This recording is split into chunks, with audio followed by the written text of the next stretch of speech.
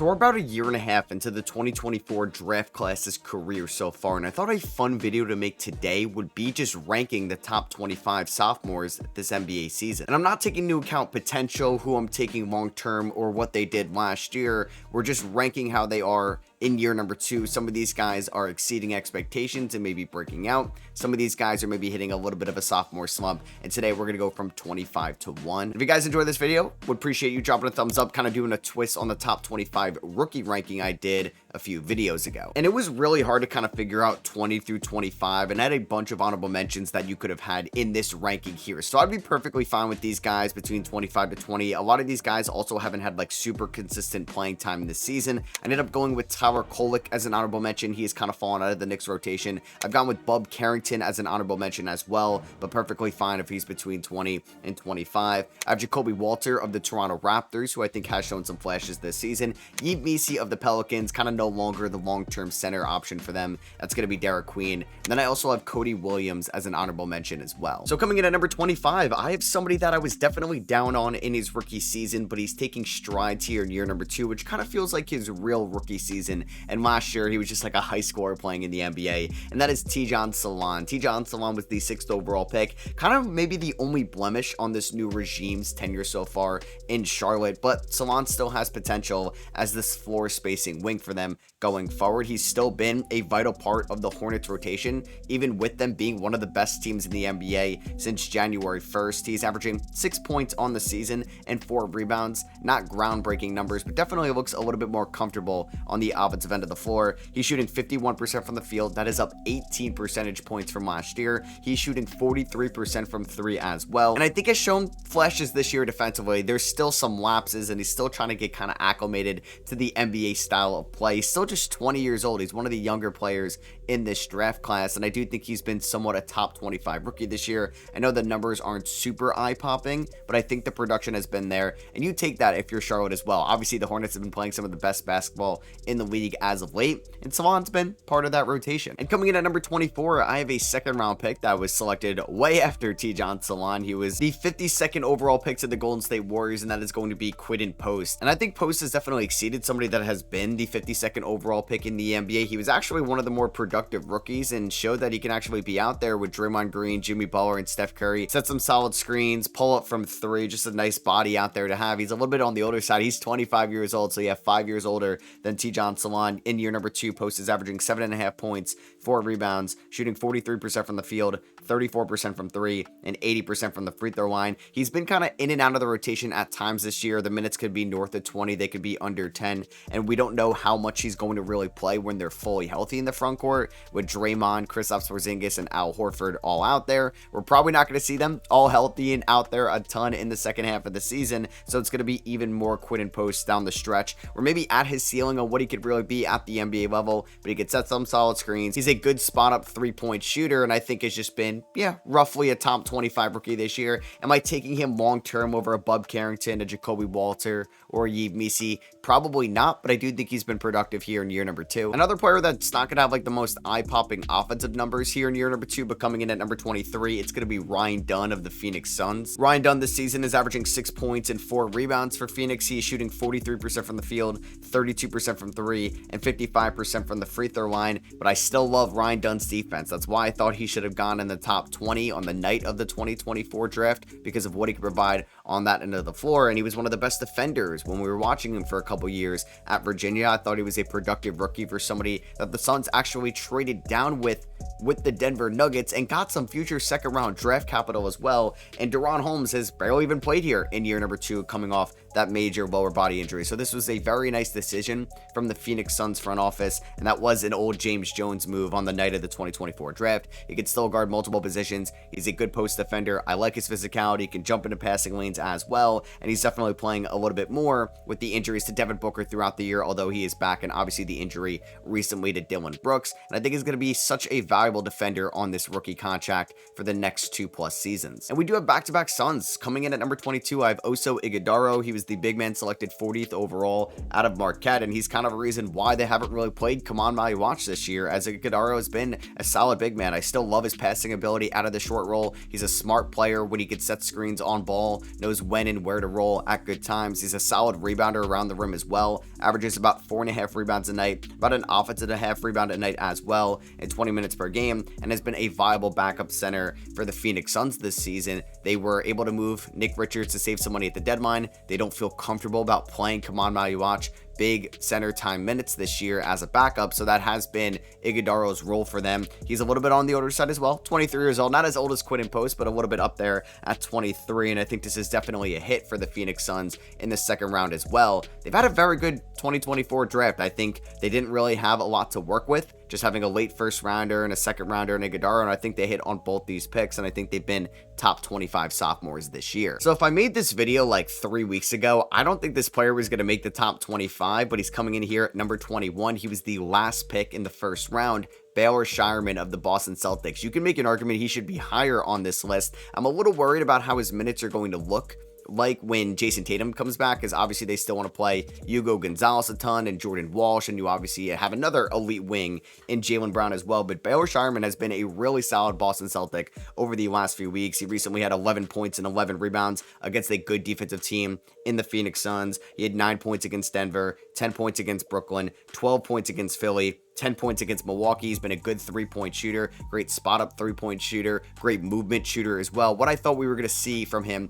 last year in Boston, but really wasn't a staple in the rotation whatsoever, and just really got garbage time minutes. But no, he's started 15 games for them this year. He's appeared in 56 games. He's averaging around 16 minutes a night and shooting 37% from three. Like I said, I don't really know how his playing time is going to look like when Jason Tatum returns, but I do think they've gotten positive production out of the 30th overall pick in the 2024 draft in year number 2. Okay, I felt like it would have been wrong to not have him in this video. He only played 11 games, and he definitely would have cracked the top 10, maybe the top 5 if he was healthy all year. Unfortunately, he is suffering season-ending ankle surgery, and that is Zach Edey of the Memphis Grizzlies. The 9th overall pick looked so good at the start of the year, playing 11 games. He got off to a later start with a lower body injury that he suffered in the offseason, which I was a little bit scared because Zach Edey is 7'3". I don't want these lower body injuries to linger and come up, because that could really short his career. And he looked so good just as an enforcer, rebounder, physical guy down low, great touch around the rim. He was literally averaging 13 points, 11 rebounds, shooting 63% from the field, and averaging 2 blocks a night in the 25 minutes in those 11 starts. But unfortunately, it's just going to be 11 games here in year number 2. He was relatively healthy in his rookie year. He played in 66 games, started 55 of them. I do think he's been a top 5 rookie in those 11 games, but it's just such a small sample size, so that's why I can't really put him any higher. Yes, some other guys have not been as impactful in an 11 game stretch, but I just can't put somebody as a top 25 rookie when they've only played 11 games. So yeah, I'm going to give Zach Edey like an honorable mention here at number 20. It's a real ranking. I just don't think I could put him any higher because of the limited games here in year number 2. And coming in at 19, I have Jamal Shead of the Toronto Raptors. So I opted for Jamal Shead to make this list from the sophomores and not Jacoby Walter. But like I said, Jacoby Walter definitely could have made the top 25. I had him as like one of my first guys out. Jonathan Mogbo hasn't really played a ton here in year number 2. So it's been Jamal Shead as the backup guard for the Toronto Raptors. Now, when you look at Jamal Shead's shooting numbers, 37% from the field, 32% from three. Not the greatest numbers in the world, but he's averaging 7 points and 5 assists. I love Jamal Shead's point of attack defense and court vision off the bench. I think he's been a really good backup point guard for Toronto this season. Definitely a position of need as well, because Emmanuel Quickley has obviously been the starting point guard, and then you can run some point forward Scotty out there. But I do think Jamal Shead has done a good job controlling the second unit for this team. He gives you positive defensive value as a 23-year-old. He could still score when you need him to, and he's been shooting the three-point ball a little bit better as of late. And I do think if he can have like those Fred VanVleet splits where it's like 40% from the field, but like 37% from three, you can live with that every day of the week if you're Toronto. All right, so coming in at number 18, he could definitely be top 10 if we're only looking at his Thunder stats, but I do have to take into account what they've done all year long. So right now at 18, I do have Jared McCain, but this man is rising. He could definitely be top 15 towards the end of the season. Jared McCain in 37 games with Philadelphia this year was averaging 6.5 points, shooting 38% from the field and 37% from three. He got got sent down to the Delaware Bluecoats because Nick Nurse really wasn't utilizing him properly whatsoever. Now, he actually was starting to come alive a little bit leading up to the deadline, and then it shocked everybody when Daryl Morey said he sold high on Jared McCain and sent him to the Thunder for a late first-round pick this year and 3 second-rounders, and McCain has been an absolute bucket since getting traded to the Thunder. He's averaging over 12 points a night. He's shooting almost 50% from the field, over 40% from 3. He looks like a perfect movement shooter in this OKC offense, and I do wonder what his playing time is going to look like when like J-Dub is fully healthy and AJ Mitchell is fully healthy as well, but you have to play McCain over some of these other guys coming off the bench because of what he can provide you on the offensive end of the floor. If you have some elite defenders out there, I'm playing Jared McCain over Lou Dort right now because I know what I'm getting offensively out of him, and he's going to move so well without the ball in his hands. Opposing defenses are going to have to respect Jared McCain on the perimeter, which can open up the floor a little bit for Chet Holmgren and Shai Gilgeous-Alexander with one-on-ones or in isolation as well. So if I was looking, like I said, just at the Thunder numbers, yeah, I would put him a lot higher, but he was just kind of like a non-factor throughout the first like almost half of the NBA season, so it docks him down a little bit. And there's actually been some really good sophomores so far, but if you want to put him higher because of what he's doing in OKC right now, I'm fine with it. So coming in at number 17, I have Ron Holland of the Detroit Pistons, another player that you could definitely have up a little bit higher as well. Ron Holland has not been a perfect offensive player by any means. He's shooting 42% from the field and 22% from 3, but I love his energy, tenacity, defense, transition play in Detroit right now for a 1 seed in the Eastern Conference. For somebody that is averaging 20 minutes a night, that's been playing as a main part in their rotation for a 1 seed in the East, I gotta give you credit there. Ron Holland impacts the game a ton defensively with his athleticism,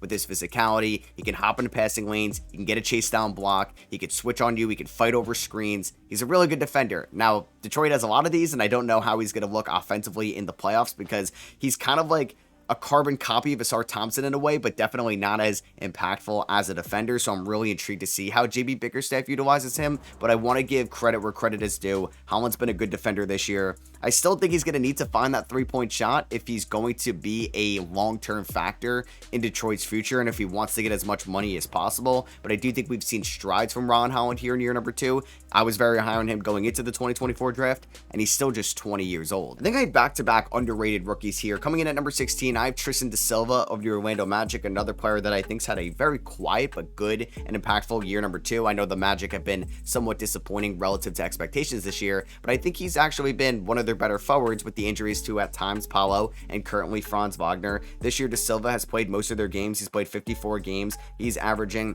9 points a night, 3.5 rebounds, shooting 43% from the field, but 38% from 3. We have seen nice strides from Tristan Da Silva's confidence, I think form, release time, and just overall 3-point shooting this year with Orlando. 38% is on 4 attempts a night. He's shooting 86% from the free throw line, but doesn't really get there a ton. Kind of like what I thought he was going to be out of Colorado, like a jack of all trades, master of none guy. He's not really going to make any bad plays. He's going to hold his own defensively. He's going to know where to be at all times on the offensive end of the floor, and I think has still been a positive rotational player for Orlando. He is on the older side. He's 24 years old, so I wonder what the future is going to look like, but I do think he's been a borderline top 15 sophomore. And coming in at number 15, I have Kyle Filipowski of the Utah Jazz, another player that might be just kind of not talked about a lot because the Jazz have been tanking a ton. I think Filipowski has been asked to do a lot this year because there's no marketing right now. There's no Triple J. There's been no Walker Kessler. They don't want to play Yusuf Nurkic, and even Keontae George has suffered some injuries as well. So Filipowski's had to play like almost 30 minutes a night as of late, which I think is way too high for what he's ready to handle on the floor, but I think he's been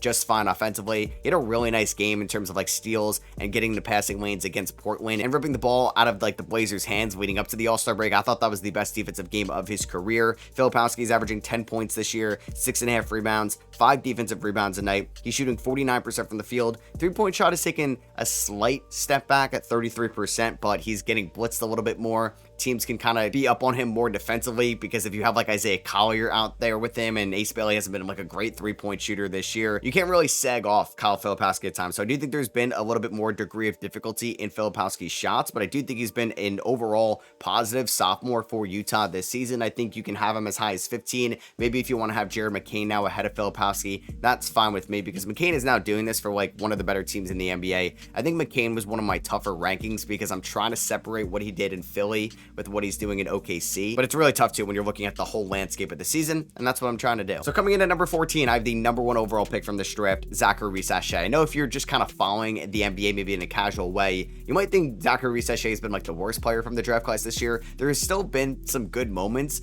from Sachet in Atlanta, but yeah, not living up to the hype. For somebody that finished runner-up in Rookie of the Year voting, he was on All-Rookie First Team. He appeared in 75 games for Atlanta last year. He shot 35% from 3, and he didn't have like a great first month of his career, but he got better and better as the season went along. This year, though, he's not found his confidence. He's not been aggressive. He's very passive and kind of just doesn't know what to do at times with the ball in his hands. His offensive numbers have pretty much gone down from 45% from the field to 44%, down from 35% from 3 to 34%.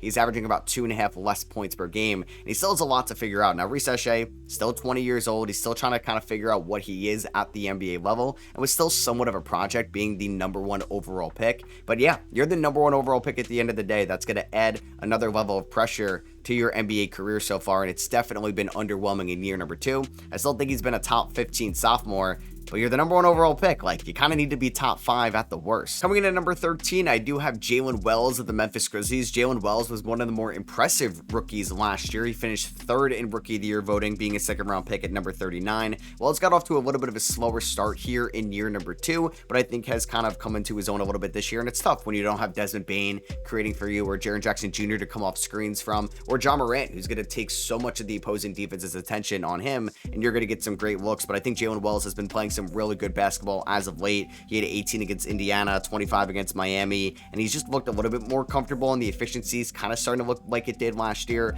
He's shooting about 43% from the field on 2 more shots a night. He's shooting about 35% from 3 on 5 attempts a night, 77% from the free throw line, getting to the free throw line a little bit more as well, which is encouraging. 12 points, 3.5 rebounds. I don't think Wells has like a super high ceiling in this league. He's never going to be an all-star in my opinion, but I think he'd be a damn good starter, and I think he's a good two-way player. 6'6", 6'7". He can play multiple positions. He's a good shooter, and I think has a track record of being a solid shooter as well. And I think when the Grizzlies are eventually good again, Wells is going to be a big part of that. Coming in at number 12, I have Isaiah Collier of the Utah Jazz, another player that's maybe not watched a ton because the Jazz are kind of openly tanking right now, and Collier's asked sometimes to play 48 minutes a night, but I think Collier has definitely been one of the better sophomores this year. I'm kind of out on Collier's shot. I wish it was a little bit better and it took strides this year. The efficiency is technically up, but the volume's not super high. Collier, though, is doing what he's doing at USC. He's getting to the free throw line a decent amount, 3.5 attempts a night. He would average like over 15 points a game, I think, if he was actually a good free throw shooter or close to it.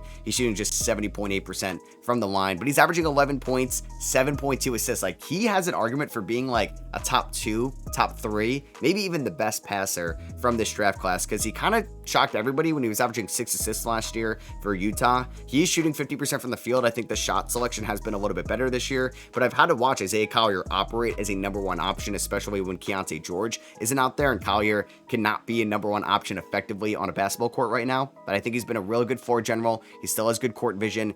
You'd like for him to be maybe a little bit better defensively, but there's not like the greatest defensive infrastructure around him right now in tanking Utah. But I think like going forward, he could definitely back up Keontae George for the next 5+ seasons. I'd be okay with that. Coming in at number 11, maybe the most underrated rookie here that I think deserves some more respect this year, and that is going to be Pelle Larsson of the Miami Heat. Pelle Larsson was another 2nd round pick from this list, and Larsson has looked like almost a top 10 sophomore here in year number 2. He was the 44th overall pick, and it just feels like Miami did it again. 10 points, 3.5 assists, 3.5 rebounds, 50% from the field, 77% from the free throw line, and 32% from 3. This man is going to die for loose balls. He's going to crash the glass from the opposite side and just come out of nowhere. He's going to make some really good reads, like over his last 4 games. 5 assists, 6 assists, 4 assists, and just looks like another hit for the Miami Heat front office. Now, he's also on the older side as well at 25 years old, but I do think his game is going to age fairly well throughout his 20s and is going to be a legitimate rotational piece for Miami for years to come. And it's just like,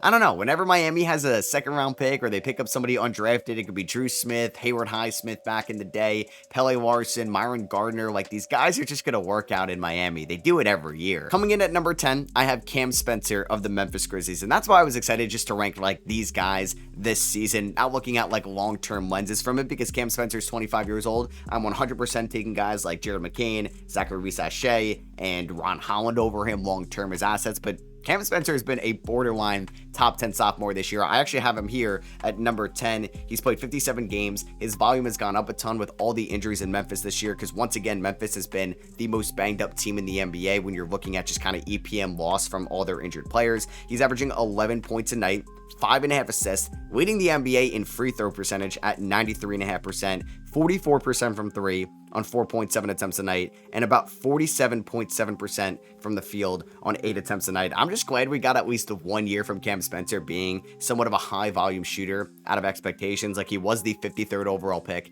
He was an older player that did just win a national title with the UConn Huskies in 2024, but he's been a really good shooter this year. He's under a great contract in Memphis long-term as well, $2.5 million this year. Then it goes down to $2.4 million in 27, $2.6 million in 2028 guaranteed, and then $2.8 million as a team option in 2029. Like, this is a bargain contract for Memphis going forward, and it's been tough to watch Memphis as well since like their season has kind of cratered a little bit. I've enjoyed the young guys, including Jalen Wells, who we talked about earlier. Unfortunately, we know Zach Edey, but Cam Spencer has been one of my favorite players to watch this year when you're taking into account just guys that maybe didn't have super high expectations going into the season. So coming in at number 9, I have Kel'el Ware of the Miami Heat, and Kel'el Ware could maybe be a little bit higher than this if he played more, but we all know about Spo and Ware's relationship at this point. Ware has appeared in 57 games for the Miami Heat this year, and I do think has potential to being a top 3 player from this draft class. I just don't know if it's ever going to happen in Miami. He was 6th in Rookie of the Year voting last year as a non-lottery pick with the 15th overall selection.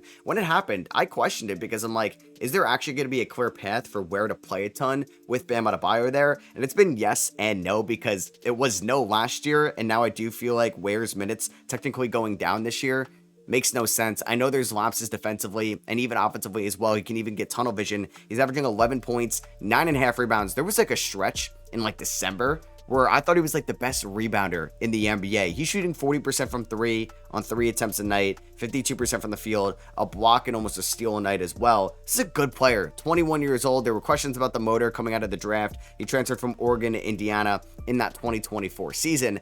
I think he could be, like I said, one of the best players from this draft class. I just don't know if it's going to happen in Miami just because we can't really see him out there for 30 minutes a night. But hey, if they trade for Giannis in the offseason and Ware's in Milwaukee, hopefully we get that next year. Coming in at number 8, I have Reed Sheppard of the Houston Rockets, who's also been an absolute joy to watch as of late. Ime Udoka started him the other night against the Washington Wizards. He should never bring him out of that rotation anymore. They need to close games with Reed Sheppard, given how much of a reliable three-point shooter he's been. He's averaging 13 points this year, which is up from 4 last year. Now that he's actually a main part of the rotation, and he was going to be asked to step up even more when Fred VanVleet tore his ACL. 43% from the field, about 40% from 3 on 6.5 attempts a night. He's looked so comfortable as a spot-up three-point shooter. The catch and shoot has been great this year as well. 3 assists and 1.5 steals. Now, Reed Sheppard is not a perfect defender by any means, but I do think he's done a fine job kind of just getting in there and getting some loose balls, and he's not a true point guard either.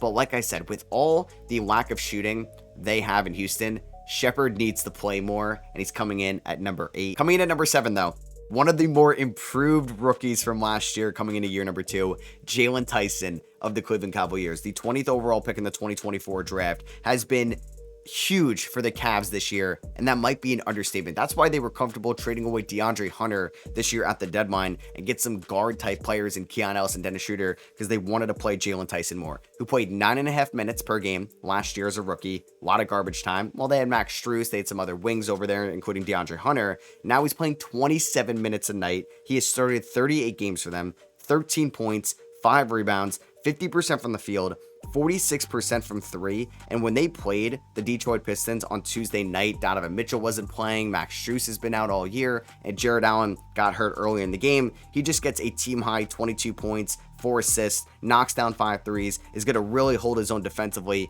He's a great athlete as well. Jalen Tyson has been one of the best sophomores in the league this season, and 7 might be too low for him, to be honest with you. But I just want to remember how much I enjoyed AJ Mitchell hoops before he got hurt, because unfortunately he suffered that toe injury last year. He kind of came back around playoff time this year. He's been out with an abdomen injury. He's not played since January 21st, but AJ Mitchell was one of the best sophomores in the NBA when he was out there, because there has been talks about him winning most improved player, which is not going to happen anymore, but you don't really get those talks when you're a sophomore, but he feels like an exception. 14 points, up from 6.5 last year, 3.7 assists, 3.5 rebounds, 48% from the field, 35% from 3, 87% from the free throw line. When the Thunder had all their injuries earlier in the year, AJ Mitchell was stepping up as a viable shot creator, as a point guard, floor general, downhill creator, and attacker, finishing around the rim. He's been so much fun to watch. Like when AJ Mitchell was out there, he was one of my favorite players to watch in the league this season. It docked him a little bit because of the injuries. Appeared in 43 games. We haven't seen him in a little bit, but I still think he's been good enough where you can have him in the top 5. Can't really disagree with you. But coming in at number 5, it's tough too when you're trying to differentiate a guy on a good team and a bad team. Like Jalen Tyson has been so important on a good Cavs team. Coming in at 5, I have Keyshawn George, who's been a part of a bad Wizards team, but I do think Keyshawn George has still been a top 5 sophomore this year. We're sliding a little bit, like in a week or two, I could definitely swap him and Tyson's spot because George got off to a great start this year. He's definitely had a little bit of a sophomore slump at times this year, but I still think has been one of the better players from this class. 15 points, 4.5 assists. There has been some really nice playmaking, court vision, basketball IQ in the half court from Keyshawn this year. 5 rebounds a night, 80% from the free throw line. He's shooting 48% on 2s, 38% on 3s, and about 44% from the field. It's just tough when you're kind of getting in rhythm too, and the Wizards might not play you in the fourth quarter because they're trying to lose games, which I think is just bad reps for Keyshawn George long term, because he has looked like such a 3-and-D wing and then some this year because he can create with the ball in his hands. He can find open teammates. He's 6'8", 22 years old, was a little bit of a raw prospect coming out of Miami as well, and he has made such an impact here in year number 2. Like, it's hard not to get excited about the Wizards' future because what he's doing, and we still have another Wizards sophomore to talk about. But coming in at number 4, I think a lot of people were hiring him going into year number 2. Another player that's not on a great team right now, and it's Matas Buzelis of the Chicago Bulls, whose numbers I think could look so much better if Billy Donovan just kind of let him be free out there and create and take mid-range jumpers and just do what Matas Buzelis wants to do. The 21-year-old is definitely the brightest part of the Bulls' future. He's gone up from 8 points per game last year after a strong second half to 15 points per game this year, 5.5 rebounds, 2 assists, 47% from the field, 36.5% from 3 on 6 attempts a night. The three-point shot has been there, which was such a question mark for him coming out of the G League Ignite. About 78% from the free throw line. I'm really hoping to see more Matas Buzelis self-creation in the second half. I mean, this roster looks so different than it did a couple months ago, but he had 32 points recently against Charlotte, 68% shooting in that game, 54% from 3. And it's hard not to get excited about Buzelis as maybe a number 1 option. One day, if we can get there, like Chicago might have their guy here, but they got to continue to develop him, give him the reps going forward. He's going to continue to get stronger and I think quicker with the ball in his hands.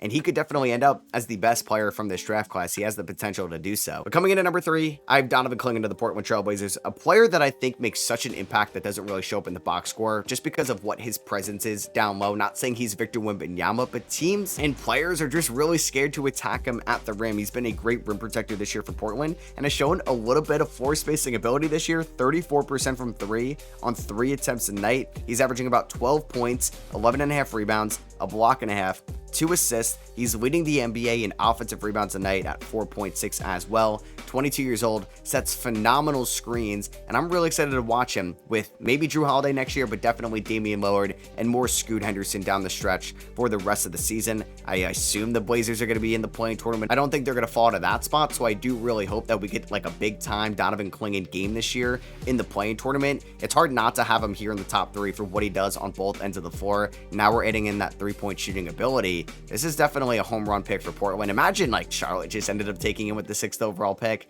back on draft night. And I think the top 2 could be interchangeable, but I still feel comfortable about how they've looked this year. Coming in at number 2, I have that other Washington Wizard, Alex Sarr. My number 1 player from the 2024 draft class is looking like maybe the number 1 player from this class this season. Now, his 3-point shot has taken a little bit of a hit over the last few weeks, but he's averaging 17 points, 8 rebounds, 3 assists, 2 blocks a night, shooting 33.5% from 3 and about 50% from the field. He gets to the free throw line a decent amount as well, 3 free throw attempts per game. I would like to see him be more physical, more aggressive, foul bait more, I don't care, get to the line more, Alex Sarr. Try to draw more contact because I think he can actually average 20 points per game very soon. I think he's right on schedule, maybe even ahead of schedule right now. Still just 20 years old. He could be a 3-point shooter, rim protector, good screen setter, great ball handler for somebody at his size. And I think he's going to be a walking 20 and 10 one day as well with good 3-point shooting and rim protection. Hell yeah, that's one of my favorite players from the draft, and he's looked like it this season. But coming in at number 1, I don't really think there's maybe a debate here. You could have SAR 1. I still ended up going with Stephon Castle, who is still far from a perfect thing as a shooter. He's not been a great shooter this year whatsoever,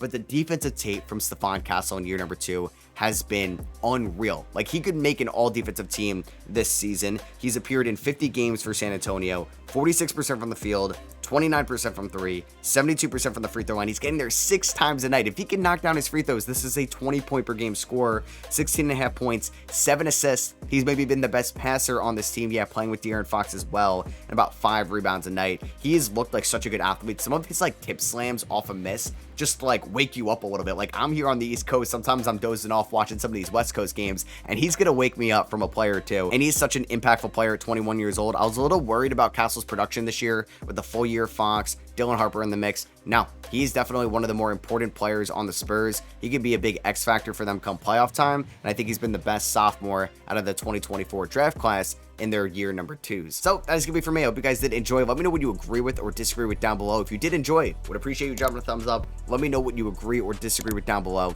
Catch y'all on the next one. Peace.